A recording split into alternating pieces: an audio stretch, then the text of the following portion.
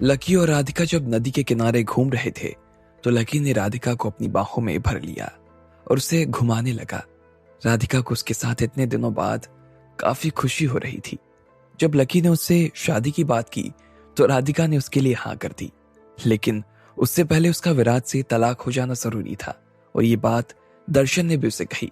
Lucky ने अब अपनी पहचान को छुपाकर शहनाज के पिता के सामने वापस आ गया और बोला, मुझे इस बात की कोई चिंता नहीं अंकल, जो भी होगा मैं देख लूंगा। ये सुनकर दर्शन को थोड़ा सा बुरा लगा। उन्हें ऐसा लग रहा था कि शायद लकी को राधिका के साथ में क्या हुआ था उसका अंदाजा नहीं था, इसलिए उन्होंने कहा, लेकिन मुझे लगता है कि राधिका किन चीजों से होकर यहाँ तक आई है इसका तुम्हें अंदाजा नहीं है बेटा। अब जब तुम शादी करने ही वाले हो तो बता देना चाहता हूँ कि भले ही विराज का परिवार एक बार के लिए राधिका को कोई नुकसान ना पहुंचाए, लेकिन मेहरा परिवार वो भी राधिका की जान के पीछे पड़ा हुआ है। दर्शन ने उसे साफ शब्दों में समझाते हुए कहा। मेहरा परिवार? लकी ने कभी इस परिवार का नाम नहीं सुना था और ना ही उसे समझ आ रहा था कि राधिका में और मेहरा परिवार में आपस में क्या लेना देना था। उसके बाद दर्शन ने सारी कहानी फिर से लकी के सामने दोहरा दी। उसने अपने और रोशन के प्यार के बारे में लकी को बता दिया और साथ ही ये भी बता दिया कि राधिका के दादाजी उसे किसी भी हाल में जिंदा नहीं देखना चाहते।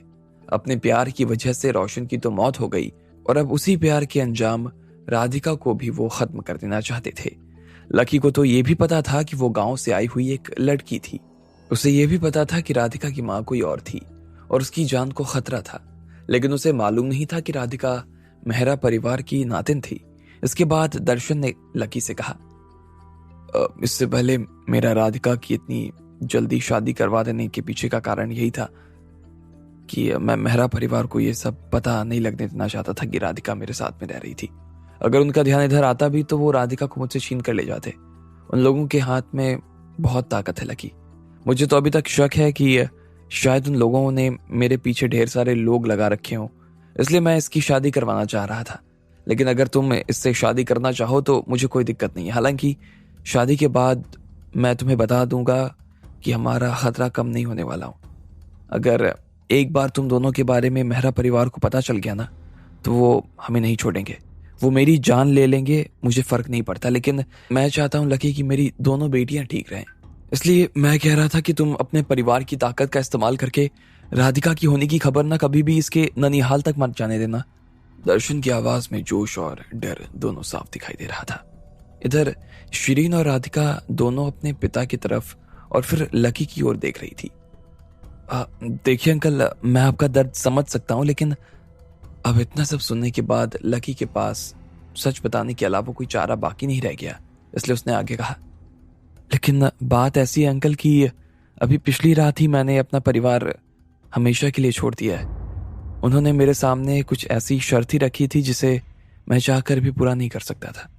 इसलिए मजबूरी में मुझे अपना घर हमेशा के लिए छोड़ना पड़ा। ऐसे में अब मैं उनकी किसी भी चीज का वारिस नहीं हूं अंकल, इसलिए उनकी ताकत का ना तो इस्तेमाल कर सकता हूं ना ही उनके पैसे का। लकी ने दर्शन को समझाते हुए कहा, लेकिन जैसे ही लकी ने अपनी बात खत्म की तो दर्शन के परिवार के तीनों लोग के मुंह खुले के खुले रह गए। जब मैं विराज के पिता और विराज से भी मिला था तब भी मैंने यही सोचा कि मैं अग्रवाल परिवार का हिस्सा नहीं हूं, लेकिन अब शायद आपने और उन्होंने भी इस बात पर ध्यान नहीं दिया, लकी ने कहा। अब जाकर दर्शन को उसकी बात का मतलब समझ आया। उन्हें उस वक्त तक तो ऐसा ही लग रहा था कि लकी उनके साथ कोई मजाक कर रहा था, लेकिन किसे मालूम था कि वो सच हो जाएगा। अच्छा तो अब मैं क्या करूं? दर्शन ने चिंता के मारे अपना सिर पकड़ लिया। उसे समझ नहीं आ रहा था कि उसे अब आगे क्या करना चाहिए। उसके सिर पर दबाव बढ़ता जा रहा था। अब राधिका ने वैसे भी जयपुर में सबकी आंखों को अपनी तरफ खींच ही लिया था। सब लोगों के हिसाब से तो वो राज परिवार की बहू भी बन चुकी थी। अब अगर वो इस बात को फैलने से नहीं रोकते तो किसी भी दिन मेहरा परिवार को राधिका के बारे में सारी जानकारी मिल जाती। पापा, आप प्लीज इतनी उदास मत होइए। उन लोगों को जितनी चिंता हमारी नहीं होगी, शायद उससे ज्यादा चिंता तो हम ही अपने आप की कर रहे हैं, राधिका ने अपने पिता को समझाते हुए कहा। वो वैसे भी अपनी नानी के परिवार से काफी नाराज थी। उनकी वजह से उसकी माँ की मौत हो गई थी। हाँ पापा, आप इतनी फिक्र मत कीजिए, हम दोनों हैं ना, मैं और दीदी आपको बचाएंगे, आपको कुछ नहीं होने देंगे। शिरीन ने भी बीच में आते हुए कहा। हाँ हाँ अंकल, मैं भी आपके साथ खड़ा हूं, आप चिंता मत कीजिए, जो होगा साथ में देख लिया जाएगा। लकी भी शिरीन के साथ दर्शन को देखते हुए बोल रहा था। जब उधर राधिका के घर में जयपुर में ये सब बातें हो रही थी, तब इधर पटना में मेहरा खानदान भी इसी विषय में बात कर रहा था। ये तस्वीर राधिका की है, राधिका की ही तस्वीर है ये, आप मेरा यकीन कीजिए। एक आदमी पृथ्वीराज के सामने ये सब कहे जा रहा था। पृथ्वीराज यानी राधिका के नाना जी अपने बड़े से घर के आंगन में बैठे हुए थे। वहां पर उनके सामने एक और आदमी खड़ा था। उसकी उम्र यही कोई 40 बरस के आसपास लग रही थी और वो भागते हुए पृथ्वीराज के बंगले पर आया था। उन्होंने उनका दरवाजा बहुत जोर जोर से बजाया था और लगभग 3 बार दरवाजा बजने के बाद उसे खोला गया। इसके बाद वो आदमी सीधा पृथ्वीराज के कमरे की ओर जाने लगा, जहां पर वो आराम से बैठकर किताबें पढ़ रहे थे। जब वो किसी धार्मिक किताब का पाठ कर रहे होते तो उन्हें उसके बीच में किसी तरह का कोई हल बर्दाश्त नहीं हो पाता। ऐसे में एक आदमी उनके सामने आकर खड़ा हो गया और उसने सीधा राधिका की तस्वीर उन्हें दिखा दी। इस बार उन्होंने जैसे ही उसकी तस्वीर देखी तो वो किताब को बीच से ही छोड़कर और सीधा अपने आंगन में आ गए। वो आकर अपनी कुर्सी पर बैठ गए। शुरुआत में तो उन्हें देखने पर ऐसा लग रहा था कि वो बहुत ही शांत थे। पापा, ये सच में वही है? उनके लड़के ने फिर से उनसे कहा। उन्होंने अभी तक राधिका के फोटो को अपनी आंखों से हटाया नहीं था। वो उसे देख रहे थे और उनकी आंखें और तेज हो गई। अचानक से उनके दिल की धड़कन और ज्यादा तेज होने लगी। आप इस आदमी को तो देखो जो सीधे हाथ से चौथे नंबर पर खड़ा है। उस आदमी ने फिर से पृथ्वीराज को याद दिलाते हुए कहा। उसके बाद उन्होंने अपनी नजर उस चौथे इंसान पर टिकाई जो राधिका थी। उसने अपने गले में वो पेंडेंट पहना हुआ था जो उसकी मां ने पहना था। अचानक से उनकी आंखें बड़ी हो गई और उन्हें ऐसा लग रहा था जैसे उन्होंने कोई बहुत ही अजीब सी चीजें देख ली थी। उनकी आंखों में से आंसू बह आए और कांपते हुए उन्होंने कहा, ये तो वही है, रोशन, मेरी बेटी। पापा, ये रोशन दी नहीं है बल्कि उनकी बेटी राधिका है। ये वही लड़की है जो इस वक्त पहाड़ पर से नीचे गिर गई थी और उसके बाद हमें उसके बारे में कोई खबर नहीं मिल पाई। उस आदमी का नाम जयंत था, जो पृथ्वीराज का बेटा और राधिका का मामा था। उस वक्त से वो लोग राधिका की तलाश में लगे हुए थे और आज जाकर उन्हें राधिका की तस्वीर मिल पाई। उन्हें यह भी जानकारी निकाल ली थी कि दर्शन ने राधिका की शादी किसी विराज नाम के आदमी से करवा दी थी, लेकिन उन्हें अपने दामाद से कोई मतलब नहीं था। उन्हें तो बस राधिका से ही काम था। ये तस्वीर तो जयंत उनकी आंखों के सामने लेकर खड़ा हुआ था। वो उसे उसी दिन ले गई जब विराज और राधिका की शादी हुई थी। तस्वीर में राधिका के हाथ से शिरीन के हाथ से राधिका का पेंडेंट नीचे गिर गया और फिर राधिका उसे उठा रही थी। हाँ हाँ, ये तो वही है, बिल्कुल रोशन की जैसी दिख रही है। लेकिन तुम्हें इसके बारे में कुछ और पता चला? इस वक्त कहां पर है ये? पृथ्वीराज ने जयंत की तरफ देखा और फिर पूछा। मुझे तो लगता है कि ये अपने पिता के घर पर होगी या फिर अपने ससुराल में। जयंत ने अपनी बात खत्म की और फिर उसके पिता की तरफ देखने लगा। इधर पृथ्वीराज की आंखों के सामने भी दर्शन का चेहरा घूमने लगा। जैसा ही उन्हें दर्शन की याद आई तो उन्होंने अपनी मुट्ठियां भींच ली और उनकी आंखें गुस्से के मारे लाल होने लगी। मुझे ये फोटो तो मिल गया, लेकिन पूरा मामला क्या है ये मुझे अभी भी ठीक से समझ नहीं आया। जयपुर में दर्शन के परिवार में और राज परिवार में ये संबंध तो हुआ है। वहां के सबसे बड़े लड़के विराज के साथ में राधिका की शादी हुई। असल में राधिका का नाम ना यहाँ पे इन्होंने बदल कर रख दिया था और शहनाज कर दिया था। वो शहनाज की शादी विराज से हुई है, लेकिन है तो वो राधिका ही। वो खुद भी दर्शन के घर में अभी 4 महीने पहले आई थी, लेकिन वो अपने पिता के पास पहुंची कैसे इस बात की किसी को खबर नहीं, जयंत ने कहा। इतने में पृथ्वीराज ने भी गुस्से में टेबल पर अपना हाथ जोर से मार दिया। उनके पास में रखी हुई टेबल पर जितना भी सामान था, अखबार, तंबाकू, पेन और बाकी चीजें, वो सभी एक झटके में नीचे जमीन पर गिर गई। पृथ्वीराज की आंखों के सामने से अभी भी दर्शन का चेहरा गया नहीं था और वो उसी को अपनी आंखों के सामने देखे जा रहा था। फिर उन्होंने अपने मुंह से दर्शन के लिए बुरा श्राप देते हुए कहा, मुझे लगता है यह आदमी जिंदा नहीं बच पाएगा अब। पिछले 20 सालों में कई बार पृथ्वीराज ने राधिका की तलाश में लोगों को भेजा था, जब से उन्हें इस बात की खबर लगी थी कि राधिका को लाने के लिए जयंत खुद पहाड़ से नीचे गिरने वाला था, तब से उनके अंदर बहुत सारा गुस्सा भरा हुआ था। उन्हें ऐसा लग रहा था कि यशोदा ही राधिका को लेकर दर्शन के घर पर आई थी और इसलिए उन्होंने उसके घर की पहरेदारी करनी भी शुरू कर दी। लेकिन अफसोस, उन्हें वहां पर कुछ हाथ नहीं लगा। इधर पृथ्वीराज ने दर्शन को यह खबर भी भिजवा दी कि जैसे ही राधिका उसके घर आती तो उसे सबसे पहले पृथ्वीराज को खबर करनी थी, लेकिन उसने इस बात की खबर उन्हें नहीं दी। इसके अलावा पृथ्वीराज को खुद दर्शन की भी बहुत लंबे समय से कोई खबर नहीं मिल पा रही थी। उसने दर्शन के घर को देखने के लिए वहां पर अपने लोगों को भेज दिया, लेकिन उन लोगों से भी कुछ हाथ लगा नहीं। इसके बाद भी वो उसके ऊपर नजर जमाए हुए थे, लेकिन अब लोगों को भेजने का वक्त कम हो गया था। अब वो उन्हें सिर्फ 6 महीने में ही एक बार भेजता और आखिरी बार जब लोग दर्शन के घर आसपास होकर आए थे तब तक उन्हें राधिका की कोई खबर मिली नहीं थी। अब ऐसे में किसे पता था कि राधिका पिछले 4 महीने से उसके घर पर रह रही थी। चलो, अब तुम फिर से कुछ लोगों को जयपुर भेजो और उसे कहना कि दर्शन को उठाकर लेकर आए, उसके बाद राधिका को भी, पृथ्वीराज ने कहा। पापा, इन 2 परिवारों के बीच में जो शादी हुई वो इतनी आसान नहीं है जितनी दिख रही है। मैंने सुना कि शादी वाले दिन बहुत से लोगों का खून हुआ, बहुत से मार्शल आर्ट्स वाले लोगों की पिटाई हुई, आकाश और अजय को भी मारा गया, और जबकि वो दोनों तो बहुत बड़े मार्शल आर्टिस्ट हैं। लेकिन ये सब किया किसने, इस बात का पता नहीं चल पाया। जयंत की आंखों में संदेह नजर आ रहा था। अब आगे क्या होने वाला था? क्या फिर से लकी की जिंदगी से राधिका चली जाती? क्या होता दोनों का, और क्या दोनों की शादी हो पाती? आपको क्या लगता है, क्या होंगे इन सभी सवालों के जवाब? कमेंट बॉक्स में कमेंट करके हमें जरूर बताएं। और सभी सवालों के जवाब को जानने के लिए सुनते रहिए इंस्टामिलियनियर सिर्फ पॉकेट एफएम पर।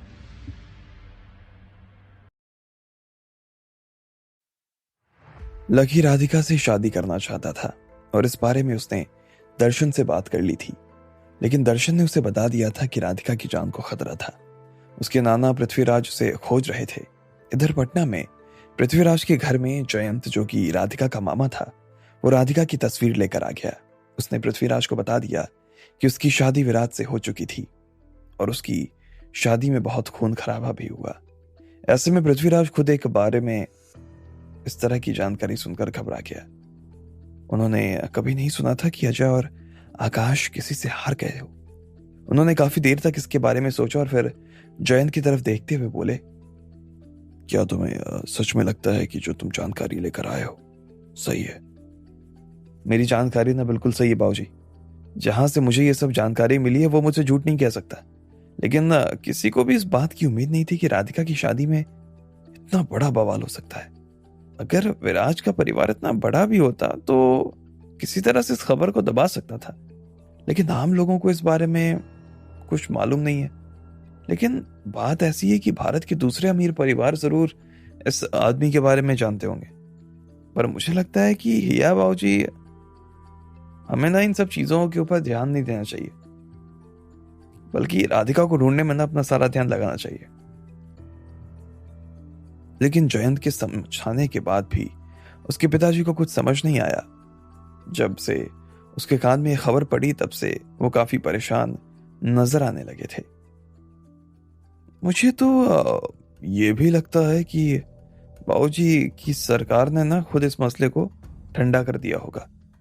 जब जयंत ने देखा कि अभी भी उसके पापा को उस खबर की वजह से उन्हीं ख्यालों में खोए हुए थे, तो जयंत ने अपनी एक राय रखी। नहीं, ऐसा नहीं हो सकता। लेकिन जयंत की बात को उसके पिता ने खारिज कर दिया। फिर उसने अपनी बात को आगे कहा, राजस्थान सरकार इतनी मजबूत नहीं है कि वो इस तरह के मामले को दबा दे। भले ही पटना में यह घटना होती तो एक बार के लिए दबा दी जाती, लेकिन वहां ऐसा नहीं हो सकता। और वैसे भी वो तो उल्टा इस घटना को तूल देकर विराज के परिवार से पैसा ले सकते हैं। इसलिए खबर किसी और ही आदमी ने दबाई है जो सरकार से ऊपर है। सरकार से भी ऊपर है? हमारे देश में ऐसा कौन हो सकता है जो सरकार से ऊपर हो? भारत में ऐसा कौन सा परिवार है जिनके पास इतनी ताकत है कि वो सरकार से ऊपर बैठे हैं? जयंत अपने मन में इस बारे में सोच रहा था, लेकिन उसके दिमाग में कोई नाम नहीं आ रहा था। उसे ऐसा लग रहा था कि ऐसा भी कोई परिवार कर सकता था क्या? देखो, एक बार के लिए ना तुम खुद सोच कर देखो, थोड़ा गहराई तक सोच कर देखो। वो ताकत नजर नहीं आ रही, इसका मतलब ये नहीं कि वो है नहीं, वो है, और उसकी वजह से ये मामला होते होते मामला नहीं हुआ है, समझे तुम? पृथ्वीराज ने मुस्कुराते हुए कहा। उसकी शक्ल देखकर तो ऐसा लग रहा था कि वो पहचान गया था कि ये शक्ति कौन सी थी जिसके बारे में वो बात कर रहा था। आप कहीं अग्रवाल परिवार की तो बात नहीं कर रहे? छुपे हुए तो वही रहते हैं, जयंत ने कहा। उसके पिता ने अभी कुछ सालों पहले ही उसे अग्रवाल परिवार के बारे में बताया था, लेकिन फिर जयंत के मन में शक पैदा हुआ और उसने कहा, लेकिन इस मसले में अग्रवाल परिवार का क्या लेना देना हो सकता है? मुझे समझ नहीं आ रहा। अगर वो लोग इस चीज में शामिल नजर आते हैं तब तो मामला और ज्यादा पेचीदा हो जाएगा। जयंत ने फिर से अपने पिता की तरफ देखते हुए कहा, अरे यार, इसमें पेचीदा होने की बात नहीं है। भले ही दर्शन का परिवार और अग्रवाल परिवार एक दूसरे से कोसों दूर हैं और दोनों का आपस में एक दूसरे के साथ कोई लेना देना नहीं है, लेकिन फिर भी दोनों में कुछ तो जुड़ाव होगा। भले ही पृथ्वीराज के परिवार में और अग्रवाल परिवार में जमीन आसमान का अंतर था, धन के मामले में दोनों ही परिवारों के बीच में एक बहुत बड़ी गहरी खाई थी जिसे पाट पाना पृथ्वीराज के लिए तो आसान नहीं था। वो दोनों ही परिवार एक दूसरे के सामने नहीं आ सकते थे। आज से 30 साल पहले की बात बताता हूँ। ये जो अग्रवाल परिवार है, इसके मुखिया शिवराज जी, उन्होंने खुद मुझे मिलने के लिए बुलाया था। मैं वहां उनके घर दमन में गया। बड़े प्यार से मेरी खातिरदारी की और मुझे वो काम पर रखना चाहते थे। उसके बदले ना वो मुझे काफी अच्छा ऑफर भी दे रहे थे, लेकिन मैंने ही मना कर दिया। अब ऐसे मुझे नहीं लगता कि वो लोग इस मसले में अपनी टांग अड़ाएंगे। पृथ्वीराज ने उस दिन को याद करते हुए कहा। उस वक्त तक शिवराज अग्रवाल परिवार के मुखिया नहीं बने थे और वो परिवार भी अपने आप में एक बुरे दौर से गुजर रहा था। उस वक्त शिवराज का यह आइडिया था कि वो देश के सबसे काबिल लोगों में से एक होना चाहते थे और इसी वजह से वो पृथ्वीराज को भी अपने साथ काम पर रख लेना चाहते थे, लेकिन अपने घमंड की वजह से उसने मना कर दिया। लेकिन बाद में उसे पता चला कि दिन ब दिन अग्रवाल परिवार का कामकाज बढ़ता जा रहा था और थोड़े ही दिनों बाद वो दुनिया के सबसे ताकतवर परिवारों में से एक बन गए। उनकी पूरी दुनिया में ढेर सारी शाखाएं खुल गई थी, लेकिन इधर पृथ्वीराज को इस बात का कोई मलाल नहीं था कि उसने उनके ऑफर को ठुकरा दिया था, बल्कि उसे तो इस बात की खुशी हो रही थी कि चलो अच्छा है जो उसने मना कर दिया। अग्रवाल परिवार ने बाकी सब परिवारों को खत्म कर दिया था और या तो अपने साथ जोड़ लिया था या फिर खरीद लिया था, लेकिन यहाँ पर उसका परिवार अभी भी अपने दम पर खड़ा था और इस बात की उसे काफी खुशी थी। जयंत, मुझे लगता है कि तुम्हें इस दर्शन को तो सबसे पहले ही खत्म कर देना चाहिए। उसने जो कहा वो किया नहीं और राधिका को फिर तुरंत से अपने घर लेकर आ जाना। हमारे घर की बहू बेटी को किसी और की घर की हवा नहीं लगनी चाहिए, पृथ्वीराज ने जयंत की तरफ देखते हुए कहा। ठीक है, तो मैं इसके लिए पीटर को ले जाता हूं, वो इस काम के लिए हमारी मदद कर देगा। इधर जयंत ने अपने पिता से कहा। उसका परिवार काफी बड़ा परिवार था और उस परिवार में अपने आप में एक से बढ़कर एक लोग रहा करते थे। जयंत जिस पीटर की बात कर रहा था वो भी उनके परिवार का ही नौकर था और वो मार्शल आर्टिस्ट था। नहीं, लेकिन पृथ्वीराज ने उसके सुझाव को सिरे से नकार दिया और उन्होंने आगे कहा, तुमने कहा था कि वहां पर इसने बड़े बड़े आदमी को हरा दिया, तो फिर पीटर वहां जाकर क्या कर लेगा? मुझे लगता है कि इस बार ना हमें अपनी जयपुर की टोली में कुछ बदलाव करने चाहिए। अब भले ही इस पूरे मामले में अग्रवाल परिवार का हाथ है या नहीं है, लेकिन फिर भी वहां पर उनके लोग जरूर होंगे।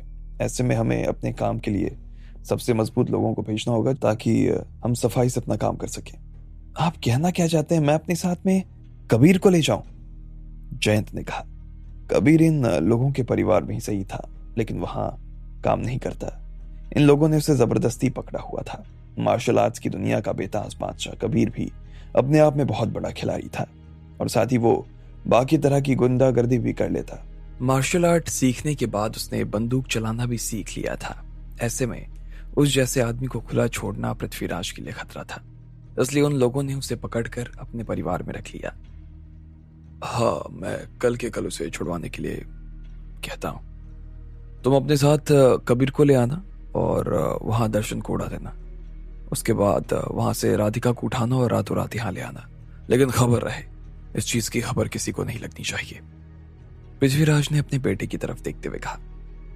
चिंता मत कीजिए पापा, किसी को हवा तक नहीं लगने दूंगा। इसके बाद जयंत वहां से निकल गया। उसके जाने के बाद में पृथ्वी ने फिर से उस फोटो को देखा और उसकी आंखों के सामने राधिका का चेहरा आ गया। हू बहू अपनी माँ की तरह लगती थी। ऐसे में पृथ्वी के हाथ कांपने लगे और अचानक से उसके मुंह से निकला, अगर तुम मेरी बेटी के पेट में नहीं होती तो आज मेरी बेटी जिंदा होती। मेरी प्यारी रोशन, तुमने अपने पिता की बात नहीं सुनी और उस दर्शन के साथ चली गई। कितना गलत किया तुमने अपने पिता के साथ में। तुम्हें मालूम नहीं था इस चीज को। मुझे बुरा लग सकता है। इधर पृथ्वीराज राधिका की तस्वीर को देखे जा रहा था और उधर विराज का बाप भी विराज को अपने साथ लेकर फिर से घर आ गया। लेकिन इस बार उसकी सारी चिंताएं खत्म हो गई। अब वो राहत की सांस ले पा रहा था और उसे इस बात से काफी खुशी महसूस हो रही थी। विराज भी सोफे पर बैठ गया, लेकिन वो अपने पिता की तरह शांति महसूस नहीं कर रहा था। उसे लगने लगा कि उसे राधिका से प्यार हो गया था और उसकी आंखों के सामने से राधिका का चेहरा जाने का नाम ही नहीं ले रहा था। वो हरदम बस उसी का चेहरा अपनी आंखों के सामने देखता रहता। इधर विराज के बाप के मन में एक और सवाल उठ रहा था। लकी ने जाने से पहले एक बात कही थी कि अब वो अग्रवाल परिवार का हिस्सा नहीं था। इस चीज का उससे क्या मतलब था? उसे ये समझ नहीं आ रहा था कि आखिर लकी कहना क्या चाहता था। ठीक इसी वक्त विराज के बाप के फोन की घंटी बजी। किसी ने उसे कुछ मैसेज किया था। जैसे ही उसने नंबर देखा तो वो अपनी जगह पर सीधा होकर बैठ गया। वो नंबर अग्रवाल परिवार से किसी का था। वो जानता था कि जब उसे अग्रवाल परिवार से मैसेज आते तो कौन से नंबर से आते थे।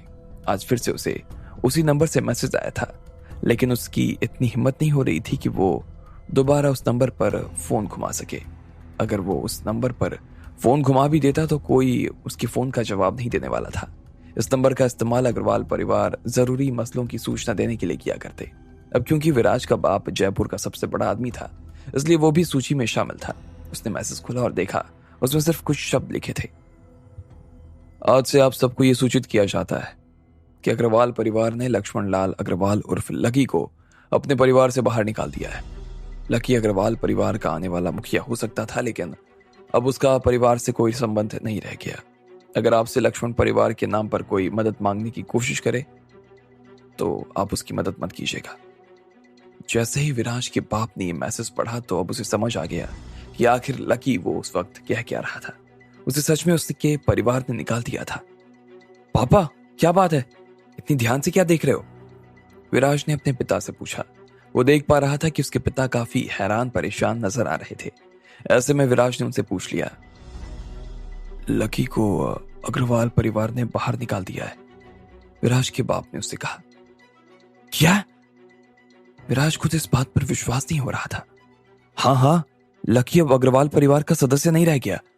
वो अब एक आम आदमी हो चुका है और अपने परिवार की किसी भी ताकत का वो इस्तेमाल नहीं कर सकता। विराज के बाप ने अपने आप को और अपने बेटे को ये सब समझाते हुए कहा। ये सुनते ही विराज को तो फिर से एक बड़ा झटका लगा। उसे समझ नहीं आ रहा था कि इस चीज का उससे क्या मतलब निकालना चाहिए। लेकिन फिर उसने हैरान होते हुए कहा, तो इसका मतलब ये हुआ कि अब हमें उससे डरने की जरूरत नहीं है। इसका मतलब यह है कि मैं राधिका को उसके हाथों से वापस छीन सकता हूं। विराज ने कहा। उसकी सुई सिर्फ और सिर्फ राधिका पर ही अटकी हुई थी। दिमाग खराब है क्या? ऐसा नहीं हो सकता। विराज के बाप ने उसे मना कर दिया। पर क्यों? आपने ही तो कहा कि वो आम आदमी हो गया है। ऐसे में हम आम आदमी से नहीं निपट सकते क्या? विराज ने कहा। उसकी बात भी सही थी। क्या उसके पिता अब उसकी बात मानते या उससे पहले ही राधिका को उसके मामा ले जाते? आपको क्या लगता है?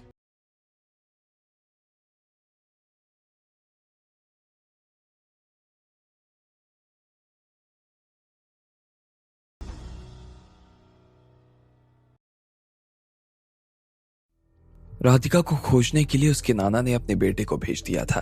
वो लोग अपने साथ में एक लड़ाके को ले जाने वाले थे जो दर्शन को खत्म कर देता और साथ ही राधिका को अपने साथ ले आता। इधर लकी के बाहर हो जाने की खबर विराज और उसके पिता को लग गई थी। ऐसे में विराज की खुशी का तो ठिकाना नहीं रह गया। वो अपनी जिंदगी में दोबारा राधिका को ले आना चाहता था, लेकिन उसके बाप ने इस बात के लिए साफ मना कर दिया। अरे पापा, ऐसा क्यों? अब तो लकी एक आम आदमी हो चुका है ना। ऐसे में हम तो उससे आसानी से निपट सकते हैं, विराज ने कहा। अपने पिता के इस तरह से ना करने की वजह से उसे थोड़ा सा बुरा लग रहा था।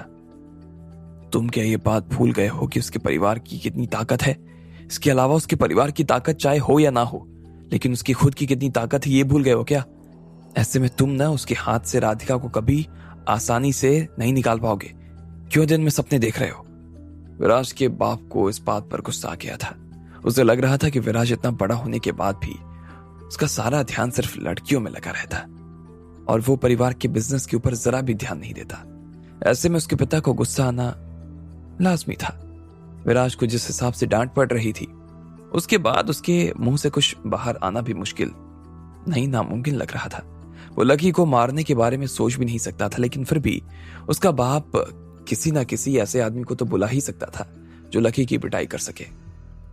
मैंने आज तक जितने भी लोगों को देखा है ना, उसके हिसाब से मेरा अनुमान यही कहता है कि आज नहीं तो कल लकी एक बहुत बड़ा आदमी होने वाला है। भले ही उसके परिवार ने उसे बाहर कर दिया होगा, लेकिन कल को फिर से कुछ हो जाए और उसे अपने परिवार में वापस जाना पड़े, या फिर उसका परिवार ही उसे वापस बुला ले। अगर वो चला गया ना, तो मैं दावे के साथ कह सकता हूं आने वाले टाइम में वही अग्रवाल परिवार का लीडर बनेगा। विराज के बाप ने लकी को जितना देखा और समझा था, उसके आधार पर उससे कहा। वो इसके बाद विराज का चेहरा देख रहे थे। उसकी आंखों में विराज के बाप को लकी नहीं बल्कि राधिका नजर आ रही थी, इसलिए उसने फिर से उसे समझाते हुए कहा, देखो मेरी बात समझ। तुझे लग रहा होगा ना कि अभी लकी को उसके परिवार से बाहर निकाल दिया गया है और ये उसकी जिंदगी का सबसे बड़ा और कमजोर वक्त होगा, लेकिन अगर हमने इस वक्त में उसकी मदद की ना, तो वो जिंदगी भर ना हमारा एहसान नहीं भूलने वाला। इसके बाद अगर वो फिर से अग्रवाल परिवार में चला गया तो सोच, वो हम लोगों का इस छोटे से एहसान के बदले कितना भला करेगा। लेकिन अगर हमने इस वक्त उसके साथ कुछ उल्टा सीधा करने की कोशिश की ना, तो वो आगे चलकर हमारा क्या करेगा ये तू सोच भी नहीं सकता। विराज के बाप ने उसे समझाते हुए कहा, लेकिन विराज की आंखें तो बस राधिका के होंठों पर टिकी हुई थी।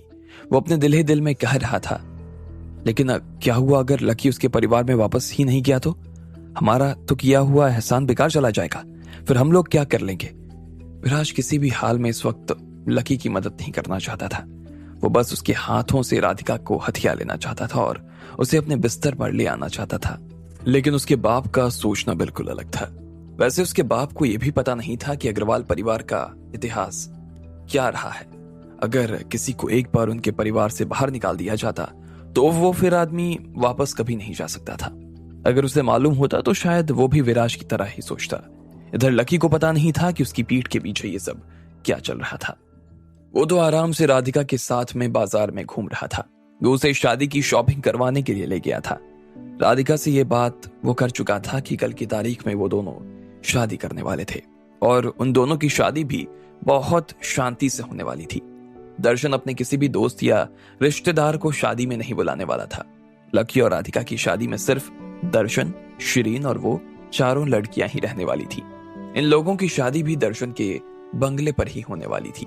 अगर ये सब कुछ उनके घर में होता तो किसी को इस बात की खबर नहीं लगती। इसलिए लकी उसे शादी की तैयारी करवाने के लिए ले आया था। उसने राधिका के लिए एक गुलाबी रंग की ड्रेस पसंद कर ली, उसे पैक करवा लिया और वहां से बाहर आने के लिए लकी ने राधिका का हाथ थामा और दोनों राधिका की गाड़ी में बैठकर वापस उनके घर जाने लगे। लकी की बाकी लोगों से इस बारे में बात हो चुकी थी कि विराज किसी को भी उनकी शादी के बारे में कुछ नहीं बताने वाला था। वो सब लोगों को यही कहने वाला था कि उसकी और शहनाज की शादी बहुत अच्छी चल रही थी और दोनों को ही एक दूसरे के साथ में कोई दिक्कत नहीं थी। इस तरह से किसी को भी इस चीज की तो खबर नहीं लगती कि शहनाज वहां पर थी भी या नहीं। लकी विराज के बंगले पर दोनों बाप बेटों से मिलने के लिए आया हुआ था। अरे लकी जी, आप यहाँ पर? आइए आइए, अंदर आइए। विराज के बाप ने तुरंत लकी का स्वागत करते हुए कहा। वो लकी को देखकर काफी खुश हो गया। उसके लिए तो अभी भी वो अग्रवाल परिवार का सबसे बड़ा वारिस था। लकी जी, अपने बाप के मुंह से लकी के लिए ये शब्द सुनकर विराज का दिमाग खराब हो गया। लकी कहां से जी का था? उसके पिताजी उसे बुला रहे थे जी। उसके लिए तो वो सिर्फ लकी ही रह गया। शुक्रिया अंकल, लकी ने मुस्कुराते हुए कहा। फिर उसने उस लड़की को देखा जो उनकी हॉल की सफाई कर रही थी। विराज तुरंत समझ गया कि लकी उसके सामने कोई भी बात नहीं करना चाहता था, इसलिए विराज के बाप ने तुरंत ही मेड को वहां से जाने के लिए कह दिया। इधर लकी ने राधिका का हाथ अपने हाथों में लिया और सोफे पर जाकर बैठ गया। अंकल, मुझे उम्मीद है कि आप विराज और शहनाज के डाइवोर्स पेपर के बारे में कुछ बात करने वाले नहीं हो। अगर आपने बाहर ऐसा कुछ कहा तो आपको ही पता है कि आपके और राधिका के दोनों के परिवार में इस चीज का बुरा असर होगा। अभी बाहर वालों को यही सोचने देते हैं कि राधिका और विराज शादीशुदा हैं। हम 6 महीने बाद इस खबर को बाहर लाएंगे कि इन दोनों का डाइवोर्स हो गया है। मुझे तो यही ठीक लगता है। आपका इस मामले में क्या कहना है? लकी जी, आप जैसा सोच रहे हैं मैं भी बिल्कुल वैसा ही सोच रहा हूँ। मुझे आपकी बात एकदम ठीक लगी। जैसा आप कहेंगे वैसा ही हो जाएगा। बाकी राधिका भी इसमें जो कुछ कहना चाहे कह सकती है। विराज के बाप ने कहा, बस अंकल, मैं वही कहना चाहता हूं जो लकी कहना चाहता है। राधिका ने कहा, हाँ तो फिर ठीक है, मेरी तरफ से तो बात पक्की समझो। हाँ ठीक है अंकल। लकी ने जैसे ही विराज के बाप के मुंह से ये बात सुनी तो वो खुश हो गया। वो खुशी के मारे उछलना चाहता था, लेकिन उसने जैसे तैसे अपने आप को संभाल लिया। उसने यहां आने से पहले तो ऐसा सोचा ही नहीं था कि ये दोनों बाप बेटे इतने आसानी से मानने वाले थे, लेकिन उन्होंने तो एक बार में ही हाँ कर दी। लकी को इस बात की बड़ी खुशी हो रही थी।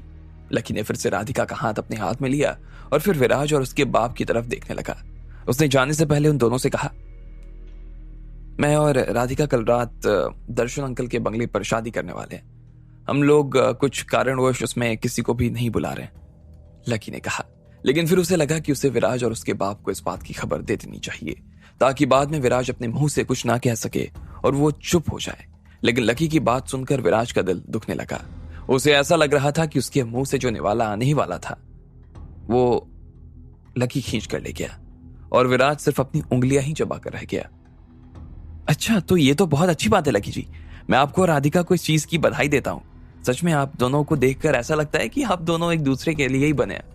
और आपने इतनी जल्दी जो शादी करने का फैसला किया है ना, बहुत अच्छा फैसला है। सच में मुझे ये सुनकर काफी खुशी हुई, विराज के बाप ने कहा। इसके बाद विराज के मुंह से निकला, वैसे लकी जी, क्या हम दोनों भी आपकी शादी में आ सकते हैं क्या? अब मैं इसमें क्या कह सकता हूँ अंकल, लेकिन बात ऐसी है कि मेरी और दर्शन अंकल की इस बारे में बात हुई। हमने पहले ही इस बारे में सोचा और फिर ये फैसला किया कि घर वालों को ही शादी में बुलाते हैं और फिर वैसे ही शादी निपटा देते हैं और बाहर के लोगों को शायद कभी और बुला लेंगे। हम नहीं चाहते कि अभी ये खबर किसी तरीके से बाहर जाए। आप समझ रहे हैं ना? आपको तो मालूम ही है कि अगर ज्यादा लोग अगर आएंगे, खबर ज्यादा लोगों तक चली जाएंगी। ऐसे में आप समझ ही रहे होंगे कि मैं क्या कहना चाहता हूँ। लकी ने उन्हें समझाते हुए कहा, हाँ लकी, मैं समझ रहा हूँ, लेकिन अब क्या है कि आपने हमें तो इस चीज की खबर दे ही दी है, तो वैसे भी हमें तो इस बारे में पता चल ही गया है ना। तो मुझे लगता है कि तुम चिंता मत करो, मैं सिर्फ विराज को इस शादी में लेकर आऊंगा और बाकी इस चीज की खबर हमारे घर के कुत्ते को भी नहीं लग पाएगी कि हम कहाँ गए और कहाँ से आए। तुमने जो कहा ध्यान रखूंगा मैं उसका। अब की बार विराज के बाप ने बीच में आते हुए कहा, वो किसी भी हाल में ये शादी देखना चाहता था। अच्छा चलो ठीक है, आप लोग इतना कह रहे हैं तो। लकी ने राधिका की दिशा में देखते हुए कहा। वो चाहते हुए भी उन्हें मना नहीं कर पा रहा था। इसके बाद वो सीधा वहां से बाहर निकल गया। पापा, आप इसकी शादी में जाने के लिए जिद क्यों कर रहे हैं? मैं तो इसलिए कर रहा था कि वहां से। इससे पहले कि विराज वहां से राधिका को उठाने की बात करता, उससे पहले ही उसने अपने आप को रोक लिया। उसे इस बात से बहुत उदासी हो रही थी कि वो राधिका को अपनी जिंदगी में फिर से वापस नहीं पा सकता था। ऐसे में उसके पिता अगर उसके साथ जाते तो वो काम नहीं कर पाता जो वो करने के लिए जा रहा था। लेकिन उसके पिता की बात सुनकर ऐसा लग रहा था कि उल्टा उसका बाप उसके घाव पर नमक लगाने के लिए वहां जा रहा था। वो अपनी बीवी की शादी अपनी ही आंखों के सामने कैसे देख सकता था? मैंने तुझे अभी जो समझाया था वो सब तू भूल गया ना? मैंने तुझे कहा ना कि लकी जब वापस उसके परिवार में शामिल हो जाएगा तो फिर वो हमारा ये एहसान कभी नहीं भूलेगा। गधे, मैं एक दिन ना मर जाऊंगा, लेकिन मेरे ये कर्म तेरा भला करेंगे। उसके बाप ने अब की बार चिढ़ते हुए कहा। उसे समझ नहीं आ रहा था कि विराज को कुछ समझ में क्यों नहीं आ रहा था, लेकिन विराज को उसके बाप की बात पर विश्वास अभी भी नहीं हो रहा था। उसे लग ही नहीं रहा था कि लकी फिर से उसके घर में जा सकता था। उसका दिल बहुत दुख रहा था। इधर लकी और राधिका अपनी शादी की तैयारी में लगे हुए थे और उधर जयंत और पृथ्वीराज ने सभी को बुला लिया था। वो काफी वक्त से उनके यहाँ पर बंद था और आज उसे बाहर लाने का वक्त आ गया था। जयंत ने अपनी गाड़ी निकाली और एक ड्राइवर को लेकर गंगा किनारे बने हुए उनके परिवार के एक मंदिर के पास आ गया जहां पर कबीर था। कबीर वहां पर ही बंद होने के बाद भी आजाद रहता। जयंत और उसका परिवार उसकी सारी बातें मानते। वो वहीं पर अपनी मार्शल आर्ट की भी प्रैक्टिस किया करता। जब से जयंत का परिवार उसे लेकर आया था तब से वो यहीं पर था। इस बात को कम से कम 9 साल हो गए थे। यहाँ रहने के पीछे कबीर का भी एक लालच था कि उसे सब कुछ मुफ्त में मिल जाता। वो मेहनत नहीं करना चाहता था। अब आगे क्या होने वाला था? क्या कबीर सच में लकी को हरा देता? क्या वो लोग शादी से पहले राधिका को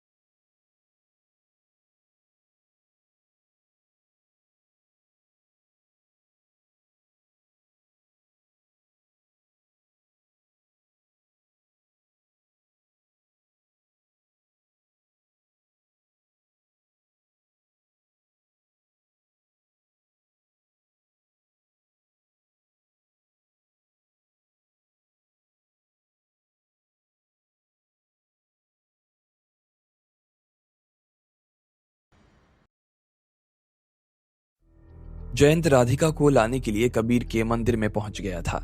वो उसे खुश करने के लिए अपने साथ में ढेर सारी शराब भी लेकर आया था। कबीर को शराब का काफी शौक था, लेकिन जैसे ही वो वहां पहुंचे तो उन्होंने देखा कि एक आदमी और एक औरत कबीर की जान लेने के लिए आए हुए थे। उन्होंने उसके चेले को भी मार दिया और अब वो कबीर को खत्म कर देने वाले थे, लेकिन इससे पहले ही उनका चाकू कबीर को छू पाता, कबीर उनकी नजर से दूर गया और उनके खाली वार को देखकर हंसने लगा। राधा और जोगी अपने बच्चे के मौत का बदला लेने के लिए वहां पर आए थे। क्या तुम हमारी मौत की बात कर रहे हो? कबीर, शायद तुम्हें याद नहीं है कि जिस शाम तुमने हमें हराया था ना, उस शाम को बीते हुए 12 साल हो गए। 12 साल में तो इंसान भी बच्चे से बड़ा हो जाता है। मानता हूं कि उस वक्त हम मार्शल आर्ट्स में तुम्हारे सामने बच्चे थे, लेकिन अब हम भी बड़े हो गए हैं। तुम्हें निपटाने के लिए ना हमने बहुत कुछ सीखा है, इतना कुछ सीखा है कि तुम चाहकर भी अपनी मौत को टाल नहीं सकते। आज हम अपने बेटे की मौत का बदला लेकर तुमसे जरूर रहेंगे। आज उसकी आत्मा को हम शांति दिलवा कर रहेंगे। हाँ कबीर, हम छोड़ेंगे नहीं तुम्हें, राधा ने भी कहा, और वो सीधा कबीर के ऊपर हमला करने के लिए उसकी दिशा में आगे बढ़ने लगे। फिर उसकी तरफ भागते हुए वो चले जा रहे थे। वो कबीर के पास पहुंचे और उन्होंने आगे पीछे, ऊपर नीचे, दाएं बाएं सब दिशा में चाकू चलाना शुरू कर दिया। वो हर किसी हाल में कबीर का काम तमाम कर देना चाहते थे। वो कबीर के सामने जैसे चाकू के साथ में नीचे जा रहे थे और उनके चाकुओं ने कबीर को ऊपर से नीचे तक ढक दिया था, लेकिन कबीर का शरीर भी जैसे रबर का बना था। जहां जहां चाकू गिरता वो वहां से पानी की तरह अपने शरीर को दूर कर लेता और अपने आप को बचा लेता। लगभग 50 वार के बाद दोनों में से कोई भी कबीर को हाथ तक नहीं लगा पाया। तुम्हें नहीं लगता कि तुम 12 साल बाद भी बच्चे के बच्चे ही हो? कबीर ने अचानक से कहा। यह सुनते ही वो दोनों पति पत्नी ऊपर से नीचे तक पूरी तरीके से हिल गए। उन्होंने देखा कि उनके चाकू पर हवा के अलावा और कुछ भी नहीं लगा था।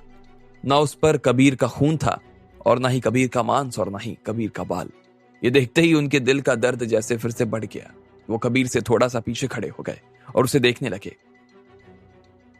मैं तो बस ये देखना चाह रहा था कि तुमने 12 साल में किया क्या, लेकिन तुमने तो कुछ किया ही नहीं। तुम बच्चे के बच्चे ही रहेगा और मैं 12 साल में बड़े से बूढ़ा हो गया भाई, कबीर ने हंसते हुए कहा। और अगले ही पल वो उन दोनों को कसी हुई आंखों से देखने लगा।